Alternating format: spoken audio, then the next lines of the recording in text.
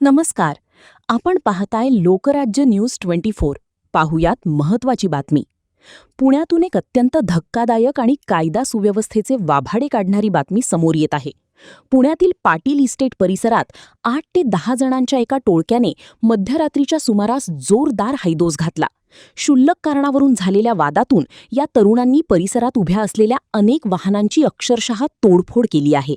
एवढ्यावरच न थांबता या गुंडांनी स्थानिक व्यापाऱ्यांवर जीवघेणा हल्ला केल्याचीही खळबळजनक माहिती समोर आलीय. मिळालेल्या प्राथमिक माहितीनुसार पाटील इस्टेट परिसरात एका अत्यंत क्षुल्लक गोष्टीवरून वाद झाला होता.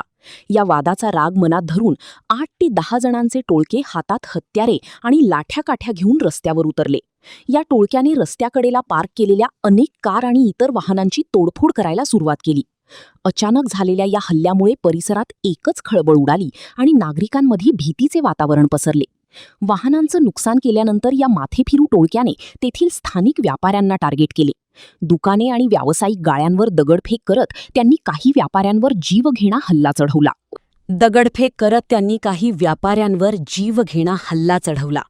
या हल्ल्यात काही व्यापारी गंभीर जखमी झाल्याची माहिती असून त्यांना उपचारासाठी जवळच्या रुग्णालयात दाखल करण्यात आले आहे. या घटनेनंतर संपूर्ण पाटील इस्टेट परिसरात सध्या तणावाचे वातावरण आहे.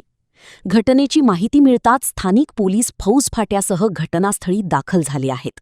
पोलिसांनी परिसरातील सीसीटीव्ही फुटेज जप्त केले असून फरार आरोपींचा शोध घेण्यासाठी पथके रवाना करण्यात आली आहेत. भर वस्तीत घडलेल्या या प्रकारामुळे पुण्यातील नागरिकांच्या सुरक्षेचा प्रश्न पुन्हा एकदा ऐरणीवर आला आहे.